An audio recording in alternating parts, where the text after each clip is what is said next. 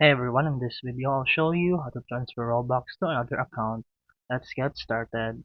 First, open the Roblox app and log into your account that will receive the Robux. At the bottom right, tap the More icon. And after that, scroll down and tap Create. Then here, tap Passes, then upload any image, give it a name, and tap Create Pass. Once the pass is created, tap the Settings gear icon, then select Configure.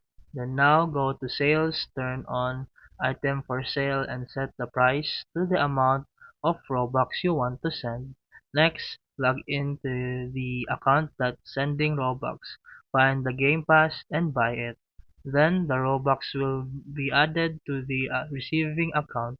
Just remember that Robux takes a 30% fee and the Robux will show up as spending for a few days before you can use it.